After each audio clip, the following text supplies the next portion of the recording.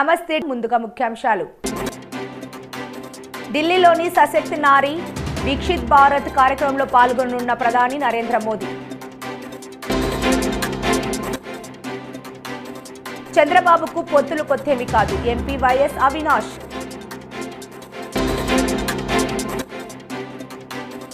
Jagan build up బాబాయ్ drone చూసి భయపడ్డాడు నారా లోకేష్ ప్రధానమంత్రి నరేంద్ర మోదీ మార్చి 11వ తేదీ ఉదయం 10 గంటలకు న్యూఢిల్లీలోని పూసాలోని ఇండియన్ అగ్రికల్చరల్ రీసెర్చ్ ఇన్స్టిట్యూట్లో నమో డ్రోన్ దీదీ నిర్వహించిన సశక్తి నారీ వికసిత్ భారత్ కార్యక్రమంలో మరియు వ్యవసాయ డ్రోన్ ప్రదర్శనలను వీక్షిస్తారు. దేశవ్యాప్తంగా 10 వేర్వేరు ప్రదేశాల నుండి నమో డ్రోన్ డీడీస్లు కూడా ఏకకాలంలో డ్రోన్ ప్రదర్శనలో పాల్గొంటాయి. ఈ కార్యక్రమంలో ప్రధానమంత్రి 1000 మంది నమో డ్రోన్ దీదీలకు డ్రోన్లను అందజేస్తారు. सीमित कर दिया गया था. आज वे राष्ट्र निर्माण में अपनी भूमिका का विस्तार कर रही हैं. आज गांव देहात में नए नए अवसर बन रहे हैं, नए नए पद बने हैं.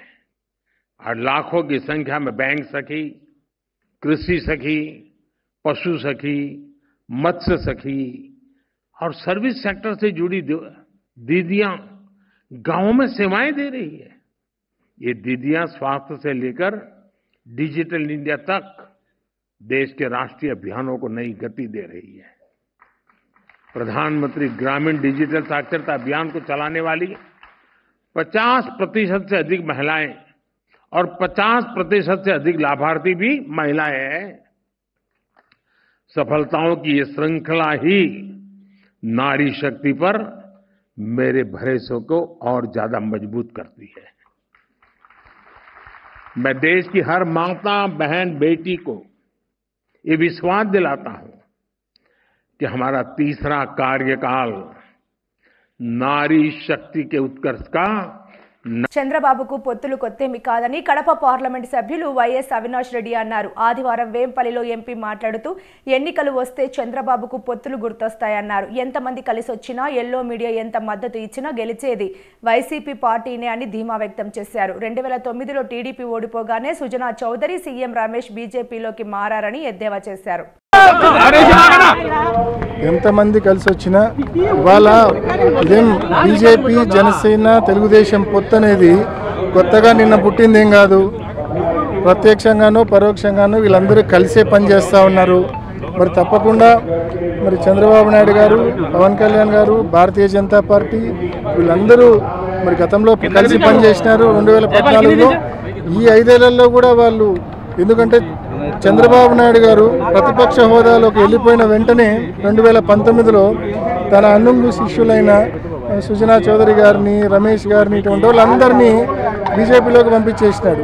సో బేసికల్గా బీజేపీలో ఉన్న టీడీపీ నాయకులు కూడా అనేక మంది వీళ్ళ పేరుకే బీజేపీ నాయకులు కానీ, బ్రాండ్ బీజేపీ కానీ వీళ్ళంతా టీడీపీ నాయకులు మాదిరి వీళ్ళంతా కూడా. సో బేసికల్గా ఎప్పటి నుంచో బీజేపీతో కలిసి పనిచేస్తూ ఉన్నారు. ఇవాళ ఏమంటే ముసుగు తొలగించి ప్రత్యక్షంగా పొత్తు పెట్టుకున్నారు. సో చంద్రబాబు నాయుడు గారికి ప్రత్యక్షంగా బీజేపీతో, పవన్ కళ్యాణ్తో పొత్తుంది, పరోక్షంగా కాంగ్రెస్ పార్టీతో, ఇంకా మిగతా పార్టీలతో కూడా పొత్తులు ఉన్నాయి. ఎంతమంది కలిసి వచ్చినా, ఎల్లో మీడియా ఆయనకు తోడున్నా, ఎంతమంది తోడున్నా కూడా జగన్మోహన్ రెడ్డి గారికి ఈ రాష్ట్ర వ్యాప్తంగా ఉన్న అక్క చెల్లెమ్మలు, రైతులు, వృద్ధులు, వికలాంగులు ప్రతి ఒక్కరు కూడా ఈ రాష్ట్ర ప్రజానీకం, వైఎస్ఆర్ కాంగ్రెస్ పార్టీ కార్యకర్తలు ఆయనకు జగన్మోహన్ రెడ్డి గారికి స్టార్ క్యాంపెయినర్లుగా ఉంటారు. ప్రతిపక్షాలు అన్ని ఏకమైనా కూడా చిత్తు కావాల్సిందే జగన్మోహన్ రెడ్డి గారి ముందు.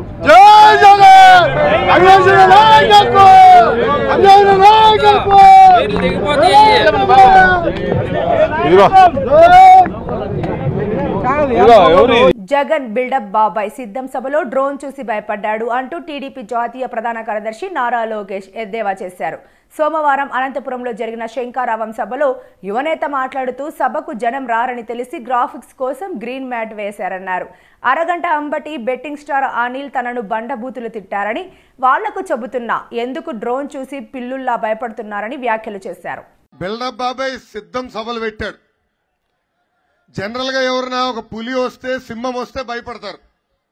కానీ బిల్డప్ బాబాయ్ డ్రోన్ చూసి భయపడిపోయాడండి. విచిత్రం ఏంటంటే మొత్తం సభలో గ్రీన్ మ్యాట్లు వేశారు. నాకే అర్థమోలా. మనం కూడా ఎన్నో సభలు చేశాం. గ్రీన్ మ్యాట్లు ఎందుకు వేసుకున్నాడరా అనుకున్నా. తర్వాత మనల్ని చెప్పారు గ్రాఫిక్స్ చూపించేదానికి గ్రీన్ మ్యాట్లు వేశారు సార్ అని.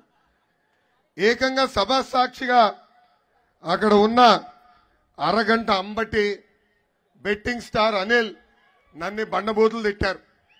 వాళ్ళకి చెప్తున్నా, ఎందుకయ్యా డ్రోన్ చూసి పిల్లల్లాగా మీరు భయపడుతున్నారు? వాళ్ళే ఆ సభలో చెప్పారు, చూడండి అక్కడ ఒక డ్రోన్ ఉంది, ఖాళీ కుర్చీలు తీస్తున్నారని వాళ్ళే చెప్పే పరిస్థితి. అంటే వాళ్ళే ఒప్పుకున్నారు ఈ సభకి ఎవరు రాలేదని.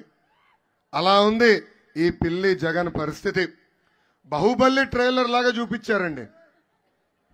సభకెళ్తే పులకేసి సినిమా చూసినట్టుంది అది. జీవో నంబర్ 3ని పునరుద్ధరించాలని, ఏజెన్సీలో 100% ఉద్యోగాలు స్థానిక గిరిజనులకే కేటాయించాలని డిమాండ్ చేస్తూ రాష్ట్ర మన్యం బంద్లో భాగంగా అరకు నియోజకవర్గం అంతటా విజయవంతంగా కొనసాగుతోంది. ఆదివాసీ గిరిజన సంఘం అల్లూరు సీతారామరాజు జిల్లా ప్రధాన కార్యదర్శి ఈ రోజు రాష్ట్ర వ్యాప్త మన్యం బంద్ విజయవంతంగా జరుగుతుంది. ఈ బంద్లో ఆదివాసీ ప్రజానికం, ఉద్యోగ, ఉపాధ్యాయ, కార్మిక, మహిళా, యువజన, విద్యార్థి సంఘాలన్నీ కలుపుకొని విజయవంతంగా పాల్గొంటున్నారు. ప్రధానంగా ఈ బంద్ సందర్భంగా మేము రాష్ట్ర ప్రభుత్వాన్ని డిమాండ్ చేసేది, ఆదివాసీ ప్రాంతంలో జీవో నంబర్ 3 చట్టబద్ధత కల్పిస్తూ రాష్ట్ర ప్రభుత్వం ఆర్డినెన్స్ తీసుకురావాలి. అలాగే ఆదివాసీ స్పెషల్ డిఎస్సి నోటిఫికేషన్ విడుదల చేయాలి. ఆదివాసీ ప్రాంతంలో నోటిఫై చేసిన ఉపాధ్యాయ పోస్టులు 517 పోస్టులు ఆదివాసులకు ఇవ్వాలి. కేవలం 38 పోస్టులు రాష్ట్ర వ్యాప్తంగా కేటాయించడం నిరసిస్తూ ఈ బంద్ నిర్వహిస్తున్నాం. రాష్ట్ర ప్రభుత్వానికి ఆదివాసుల మీద ఏమాత్రం చిత్తశుద్ధి ఉంటే 517 పోస్టులు 35 పోస్టులు ఇవ్వడం చాలా దుర్మార్గం, అన్యాయం చెప్పేసి ఈ ప్రభుత్వానికి మేము డిమాండ్ చేస్తున్నాం. ఏమాత్రం మీకు చిత్తశుద్ధి ఉంటే ఆదివాసీ ప్రాంతంలో నోటిఫై చేసిన ఉపాధ్యాయ పోస్టులు ఆదివాసులకు ఇవ్వాలి. అంతేకాకుండా ఇటీవల కాలంలో అల్లూరు సీతారామరాజు జిల్లాలో రాష్ట్ర ప్రభుత్వం ఏకలవ్య, అలాగే గురుకులం, మెడికల్ కాలేజీలో జారీ చేసిన నోటిఫికేషన్లో ఆదివాసీలకు ఒక్క పోస్ట్ కూడా ఇవ్వకుండా దుర్మార్గంగా, అన్యాయంగా నోటిఫికేషన్ ఇచ్చింది. దాన్ని రద్దు చేయాలి. ఇక్కడ 100% ఆదివాసులకు ఉద్యోగాలు ఇవ్వాలని చెప్పేసి ఈ సందర్భంగా మేము డిమాండ్ చేయడం జరుగుతుంది. ఈ అంశం మీద రాష్ట్ర ప్రభుత్వం గొప్పగా ప్రచారం చేస్తుంది. మన ఎంపీలు, ఎమ్మెల్యేలు కూడా గొప్పగా ప్రచారం చేస్తున్నారు. మేము టీఎస్సీలో తీర్మానం చేశామని చెప్పేసి చెప్తా ఉన్నారు. మీరు టీఎస్సీలో తీర్మానం చేస్తే చట్టబద్ధత కల్పిస్తూ ఎందుకు ఆర్డినెన్స్ రాష్ట్ర ప్రభుత్వం ఇవ్వదని చెప్పేసి అడుగుతున్నాం. ఏ మాత్రం ఆదివాసీ ప్రజాప్రతినిధులు, ఎంపీ, ఎమ్మెల్యేలు చిత్తశుద్ధి ఉంటే మీరు నిజంగా ఆదివాసీ బిడ్డలైతే ఆదివాసుల కోసం నిలబడతారా లేదా తేల్చుకోవాలని చెప్పేసి ఈ సందర్భంగా వీళ్ళకి హెచ్చరిక జారీ చేస్తున్నాం. లేదు అంటే రాబోయే ఎన్నికల్లో తగిన మూల్యం చెల్లించుకోక తప్పదని చెప్పేసి ఈ సందర్భంగా హెచ్చరించడం జరుగుతుంది. అంతేకాకుండా అల్లూరు సీతారామరాజు జిల్లా పాడేరు ఐటీడీఏ పరిధిలో సుమారు 1056 ఉపాధ్యాయ పోస్టులు ఖాళీగా ఉన్నాయి. అది గిరిజన ఆశ్రమ పాఠశాలలు కావచ్చు, మండల ప్రజా పరిషత్తులు కావచ్చు. దానికి ఆదివాసీ స్పెషల్ డిఎస్సి నోటిఫికేషన్ ఇచ్చి భర్తీ చేయాలని చెప్పేసి ఈ సందర్భంగా మేము డిమాండ్ చేస్తున్నాం. అంతేకాకుండా ఆదివాసీ ప్రాంతంలో పండుతున్నటువంటి అటవీ ఉత్పత్తులు, చింతపండు 60 రూపాయలు కొనుగోలు చేయాలి. అలాగే పసుపు 200 రూపాయలు కొనుగోలు చేయాలి. అలాగే కాఫీ 500 ఇవ్వాలి, మిరియాలు 1000 రూపాయలు ఇవ్వాలని చెప్పేసి ఈ సందర్భంగా మేము డిమాండ్ చేస్తాం. రాష్ట్ర వ్యాప్తంగా 1500 నాన్ షెడ్యూల్ ఏరియాలో గిరిజన గ్రామాలు ఉన్నాయి, అవి షెడ్యూల్ ఏరియాలో చేర్పించాలని చెప్పేసి, అలాగే రాష్ట్ర ప్రభుత్వం గ్రామ సభల అనుమతి రద్దు చేస్తూ హైడ్రో పవర్ ప్రాజెక్టు కేటాయించినటువంటి హైడ్రో పవర్ ప్రాజెక్టు అనుమతులు రద్దు చేయాలని చెప్పేసి ఈ సందర్భంగా డిమాండ్ చేస్తాం. ఈ సమస్యల మీద ఆదివాసీ ప్రజానికం అంతా స్పందించి బంద్లో పాల్గొంటున్నారు.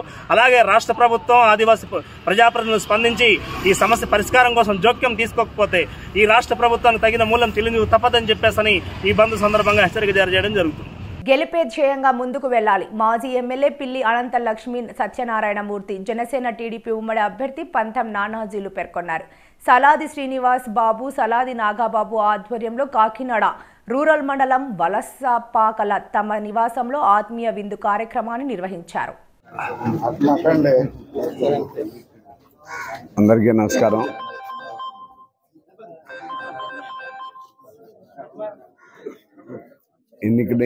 ఎన్నికలు రావటం, రకరకాల రాజకీయ పార్టీలు, రకరకాల వ్యక్తులు ఎవరి ఆలోచన పరిధికి వారు టికెట్ల గురించి ప్రయత్నం చేసుకోవటం, ఎవరు శక్తివంతులో, ఎవరు ప్రజాదరణ పొందారో వాళ్ళని అభ్యర్థులుగా నిర్ణయించుకోవటం పార్టీల యొక్క సహజ లక్షణం. అందులో భాగంగా ఈ కాకినాడ రూరల్ నియోజకవర్గంలో తెలుగుదేశం పార్టీ ఇటీవల జనసేన పార్టీతో టైఅప్ అయినప్పుడు ఈ టైఅప్లో ఇక్కడికి జనసేన రావటం, అక్కడ జనసేనలో కూడా అనేక రకాలైన వ్యక్తులు నానాజీ గారికి కూడా పోటీ పడటం, చివరికి నానాజీ గారికి అధిష్టానం ఖరారు చేయటం జరిగింది. అందులో భాగంగా చిన్న చిన్న మనస్పర్ధలు ఉండి, చిన్న చిన్న వ్యత్యాసాలు ఉండి, టికెట్లు వచ్చేటప్పుడు ఎడమకం పెడమకంగా ఉన్నా గెలిపే ధ్యేయంగా పనిచేయాలని ఇక్కడ సోదరుడు సదాది శ్రీనివాసు నానాజీ గారు, అనంతలక్ష్మి గారికి, నాకు డిన్నర్ ఏర్పాటు చేసి సంఘీభావ తెలియపరచడానికి సదరు వాడి యొక్క క్యాడర్ ఈ పరిసర ప్రాంతాల్లో ఉన్న ప్రజలందరినీ పరిచయం చేయడానికి వేదికగా ఈరోజు ఈ కార్యక్రమం పెట్టడం జరిగింది. ఏది ఏమైనా రాజకీయంలో రండి సహజం. టికెట్ ఇచ్చిన తర్వాత ఏ పార్టీకి అయితే అధిష్టానం శిరసా వహించి టికెట్ ఇస్తారో వాళ్ళకి రాత్రింబగళ్ళు కష్టపడి పనిచేసి ఈ సమాజంలో ఉన్న ఓటర్లందరినీ కూడా ఆకర్షితం చేసుకుని ముందుకెళ్ళాలి. అందులో భాగంగా మరి విజయవాడ తూర్పు నియోజకవర్గం కృష్ణాలంక సమీపంలో కృష్ణా నది ఒడ్డున రిటైనింగ్ వాల్ పక్కనే ఏర్పాటు చేసిన పార్కును పోలీస్ కమిషనర్ కాంతి రాణా టాటా, రఘురామ్, శ్రీలక్ష్మి, దేవినేని అవినాష్ మరియు పలువురు నాయకులు సందర్శించారు. అనంతరం అవినాష్ మీడియాతో మాట్లాడుతూ 12 కోట్ల రూపాయలతో ఏర్పాటు చేసిన పార్కును రేపు జగన్మోహన్ రెడ్డి గారు చేతుల మీదుగా ప్రారంభం చేస్తారు. తూర్పు నియోజకవర్గం ప్రజలు అందరూ ఈ కార్యక్రమం జయప్రదం చేయాలని అన్నారు. ఏదైతే ముఖ్యమంత్రి జగన్మోహన్ రెడ్డి గారు ఒక నాయకత్వంలో నిర్మించిన రిటైనింగ్ వాల్ ఉందో దాన్ని రేపు ముఖ్యమంత్రి జగన్మోహన్ రెడ్డి గారు ఒక ఆధ్వర్యంలో ప్రారంభోత్సవ కార్యక్రమం చేస్తడం జరుగుతుంది. అదేవిధంగా దాదాపుగా 12 కోట్లు పెట్టి విజయవాడ రివర్ ఫ్రంట్ ఏ విధంగా అయితే వివిధ దేశాల్లో అభివృద్ధి చెంది ఉంటుందో ఆ విధంగా ఈరోజు కృష్ణలంక ప్రాంతం రివర్ ఫ్రంట్ మొత్తం గారు ఈరోజు అభివృద్ధి చేసే విధంగా జగన్మోహన్ రెడ్డి గారు ఒక నాయకత్వంలో దానికి గారు పనులు ప్రారంభించి అది గారు పూర్తి అయ్యే విధంగా రేపు ప్రారంభోత్సవం కార్యక్రమం జరుగుతుంది. ఈరోజు ఏదైతే ఈ ప్రాంత వాసులకు చిరకాల కోరిక నెరవేర్చిన నాయకుడు జగన్మోహన్ రెడ్డి గారు, ప్రజానీకం అందరూ గారు ఎంతో సంతోషంగా మేము ఏదైతే కోరుకున్నామో ఆ కోరికను నెరవేర్చారు. జగన్మోహన్ రెడ్డి గారు మేము అందరం గారు అండగా ఉంటామని చెప్పని ఈరోజు అధికారులు అందరూ గారు వచ్చి రేపు జరగబోయే కార్యక్రమాలు అన్నీ గారు ఈరోజు పర్యవేక్షణ జరిగింది. తప్పకుండా రేపు ఈ ప్రాంత ప్రజానీకం, తూర్పు నియోజక ప్రజానీకం అందరూ గారు పాల్గొని ఆ కార్యక్రమాన్ని విజయవంతం చేయాల్సిందిగా కోరుకుంటున్నాం. అంతరించిపోతున్న కళలను ఆదుకోవడం మన బాధ్యతగా ప్రతి ఒక్కరూ ముందుకు వెళ్లాలని మాజీ మంత్రి, కాకినాడ జిల్లా వైకాపా అధ్యక్షులు, ఎమ్మెల్యే కురసాల కన్నాబాబు తెలియజేశారు. కేంద్ర ప్రభుత్వ సంగీత నాటక అకాడమీ న్యూఢిల్లీ వారి ఆధ్వర్యంలో తోలుబొమ్మలాట శిక్షణ కార్యక్రమం కాకినాడ సత్కల వాహినిలో నిర్వహించడం జరిగింది. ఈ కార్యక్రమానికి ముఖ్య అతిథిగా ఎమ్మెల్యే కన్నబాబు మాట్లాడుతూ అంతరించిపోతున్న కళలో తోలుబొమ్మలాట, బుర్రకథ, హరికథ తదితర కళారూపాలు ఉన్నాయని వాటిని పరిరక్షించుకోవడం మన బాధ్యతగా ముందుకు వెళ్లాలని తెలియజేశారు. అయితే ఇప్పటి టెక్నాలజీ, గ్రాఫిక్స్కు అలవాటైపోయిన ప్రజలు ప్రాచీన కళలకు దూరంగా ఉంటున్నారని, భారతదేశ సాంప్రదాయ సంస్కృతి కళారూపాలను మనం ఎప్పుడూ పరిరక్షించుకోవాలని అన్నారు. దీనికి సహకరిస్తున్న అధికార ప్రతినిధి డాక్టర్ భారతికి, విశ్రాంత రిజిస్ట్రార్ ప్రొఫెసర్ సుదర్శన్లకు, లక్ష్మి, సత్కళ వాహిని పెద్దల కృష్ణమాచార్యులకు మరియు తోలుబొమ్మలాట గురువులు తోట బాలకృష్ణ, తోట గణపతి తదితర బృందానికి ప్రత్యేకమైన ధన్యవాదాలు అని తెలియజేశారు. ట్రైనింగ్ ప్రాజెక్ట్ ఇది వానిషింగ్ ఆర్ట్స్ కి సంబంధించి మనకి కనుమరుగవుతున్న కళల్ని మనం ప్రోత్సహించుకోవాలి, తర్వాతి తరాల వాళ్ళకు నిలబెట్టుకోవాలి అనేటటువంటి ఉద్దేశంతో మమ్మల్ని మీరు ఆంధ్రప్రదేశ్ నుంచి ఏవైనా కళల్ని మీరు చెప్పండి అని అన్నప్పుడు నేను ఒక 10 కళల గురించి నేను వాళ్ళకి రాయడం జరిగిందండి. అందులో పద్యనాటకం, తోలుబొమ్మలాట, హరికథ, బుర్రకథ, పగటి వేషాలు, ఇలా అనేక మన జానపద కళలు, తర్వాత ఊరుములు, తప్పెట్టగుళ్ళు, ఇలా నేను అన్ని రకాలు రాసినప్పుడు ప్రతి రాష్ట్రానికి ఒక 2 కళలు మాత్రమే ఇచ్చారు. ఇది మన భాగ్యం. 4 కళలకు మనకి ట్రైనింగ్ ప్రాజెక్ట్ ఇవ్వడం జరిగింది. సంగీత నాటక అకాడమీ వాళ్ళు కళా దీక్ష అని చెప్పి, గురు పరంపర, శిష్య పరంపర అని చెప్పేసి ట్రైనింగ్ ప్రాజెక్ట్. ఈ ప్రాజెక్ట్ లో తోలుబొమ్మలాట ప్రత్యేకంగా మేము కాకినాడ వచ్చి మేము కృష్ణమాచారి గారిని అడిగినప్పుడు తోట బాలకృష్ణ గారి గురించి చెప్పడం జరిగింది. కాబట్టి సంగీత నాటక అకాడమీ వాళ్ళు ప్రాజెక్ట్ ని తోలు బొమ్మలాటకి నేర్పించడానికి గురువుగా తోట బాలకృష్ణ గారిని నియమించడం జరిగింది.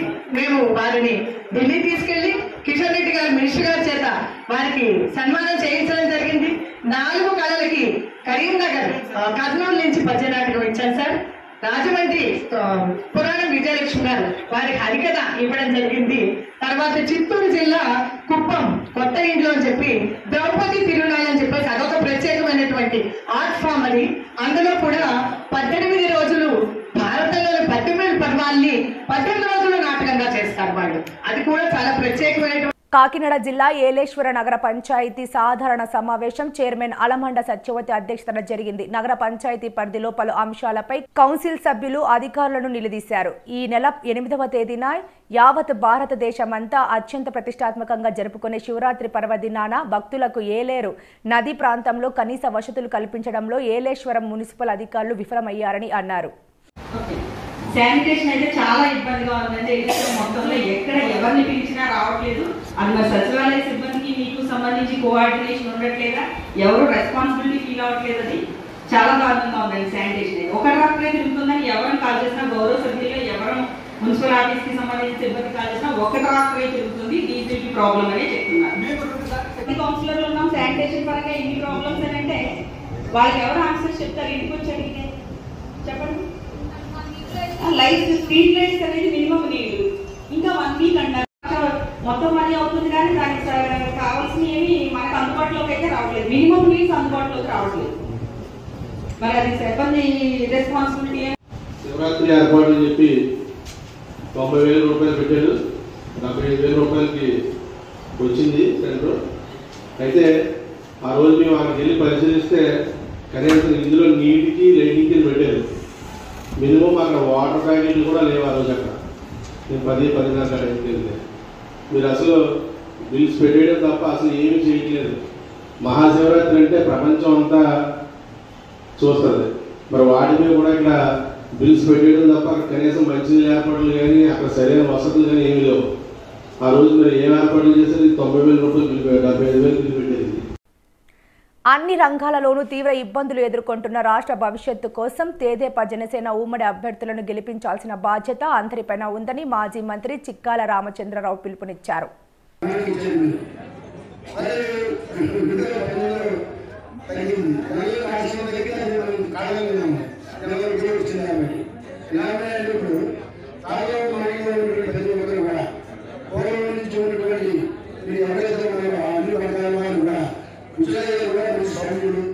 మంచివాడు ఎవరిని కించపరిచిన మనిషి, ఎప్పుడు గర్వమైన మనిషి, అలాగే కూడా ఎప్పుడు రూపాయలు ఆశించే మనిషి కాదు. 19 రకాల రాజకీయం చేసేటువంటి వ్యక్తి, 19 రకాలుగా అందరూ బాగున్నారు, మంచి బాగున్న మనిషి. అంతేకాకుండా ఈనాడు ఈ యొక్క తెలుగుదేశం అభ్యర్థిగా ఉన్నటువంటి విజయ్ గారికి చంద్రబాబు నాయుడు నిర్ణయించారు. అలాగే పవన్ కళ్యాణ్ గారు ఆశీస్సులు ఉన్నాయి. వీళ్ళందరూ కలిసి తెలుగుదేశం పార్టీ, జనసేన పార్టీ రెండు కూడా చంద్రబాబు నాయుడు పవన్ కళ్యాణ్ గారు ఆశీస్సులతో ఈనాడు మనం ప్రజలకు ఇవ్వబోతున్నాము. అంటే అన్ని వర్గాలకి న్యాయం చేయాలని భావంతో ముందుకెళ్తాము. జగన్మోహన్ రెడ్డి గారు వచ్చేసి వచ్చారు ఆయన తెలుగు పార్టీలు చెప్పారు తప్ప అన్ని వర్గాలు కూడా న్యాయం చేయాలని భావం ప్రజల్లో ఉంది. ఎందుకంటే కొంతమంది ప్రజలు నిరాశ నిస్పృహగా ఉంది.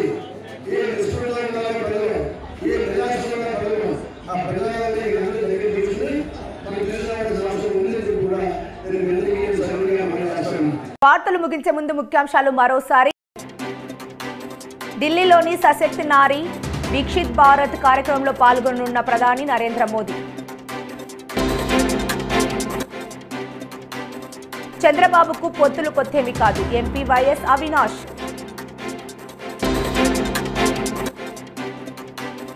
జగన్ బిల్డప్ బాబాయ్ డ్రోన్ చూసి భయపడ్డాడు, నారా లోకేష్. ఈ వార్తలు ఇంతటితో సమాప్తం. నమస్కారం.